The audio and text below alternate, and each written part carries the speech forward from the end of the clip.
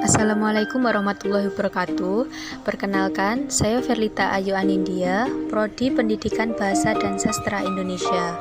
Kali ini saya akan mempresentasikan tugas kepewaraan dengan judul Menjadi Public Speaking yang Baik. Yang pertama, ada pengertian public speaking. Public speaking merupakan kemampuan berbicara yang disampaikan secara langsung di depan umum. Biasanya orang-orang mengenal akrab public speaking dengan kata lain pidato atau orasi. Hingga saat ini belum ada pengertian public speaking yang pas di dalam bahasa Indonesia. Istilah itu masih populer disebut public speaking yang masih sama dengan istilah aslinya dalam bahasa Inggris.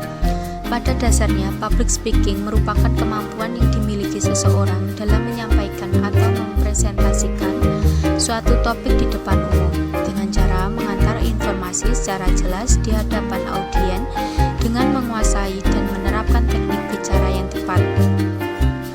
Poin terpenting dalam melakukan public speaking adalah bagaimana seseorang tersebut dapat berbicara dengan baik dan terstruktur sehingga gagasan yang ingin disampaikan dapat dengan mudah dipahami dan dimengerti oleh orang banyak.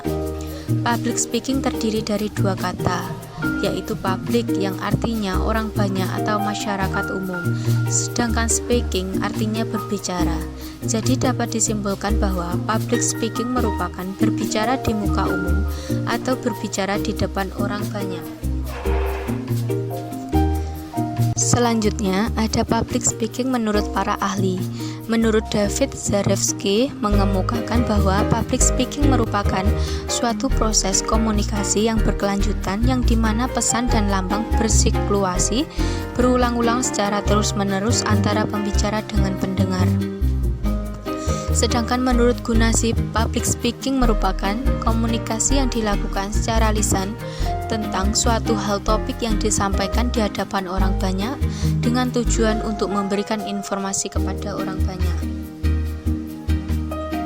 Public speaking masuk dalam rumpun keluarga ilmu komunikasi, terutama retorika.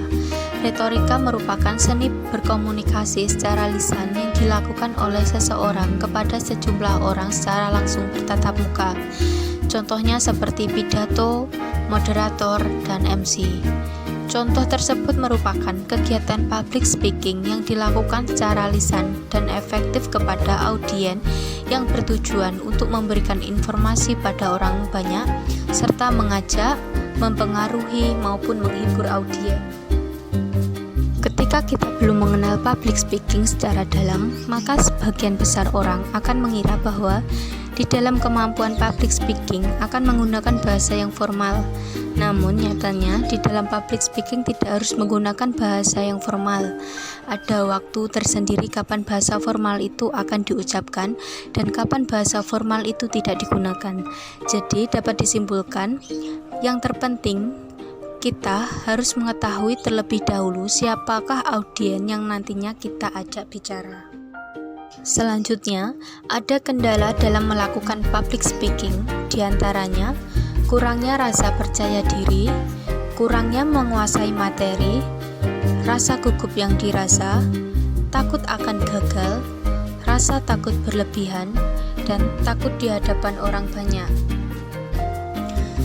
Selanjutnya, ada hal yang harus dikuasai saat public speaking, diantaranya seperti memiliki jiwa rasa percaya diri, cara mengolah kata, cara penyampaian materi, sikap ketika di depan umum, dan mengetahui siapa audiennya.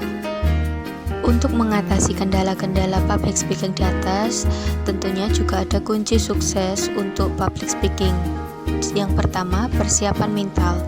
Persiapan mental contohnya seperti rileks, atasi rasa gugup dengan menarik napas, menggerakkan badan untuk melemaskan otot yang kaku, berdiri tegap lalu tersenyum, tampil percaya diri. Yang kedua, persiapan fisik, contohnya jaga mulut dan tenggorokan selalu basah, jaga pola makan, istirahat yang cukup. Yang ketiga, persiapan materi, contohnya seperti baca literatur, susun kerangka materi, kuasai materi. Sedangkan menurut Afan Ghifari dalam buku Fitriana Utami Dewi, public speaking, kunci sukses berbicara di depan publik Teori dan Praktek tahun 2013 nomor 99, yaitu yang pertama, pilih dan tentukan topik yang hendak akan disampaikan. Yang kedua, perhatikan dan analisis audien yang akan dihadapi. Yang ketiga, cari sumber-sumber penelitian ilmiah terkait pilihan topik.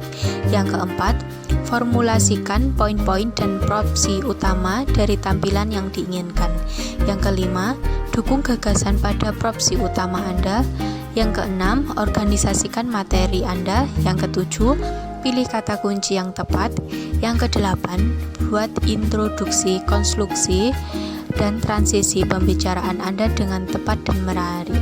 Yang kesembilan, latih diri Anda. Itu tadi penjelasan dari saya. Jika ada kurang salahnya, mohon dimaafkan. Terima kasih. Wassalamualaikum warahmatullahi wabarakatuh.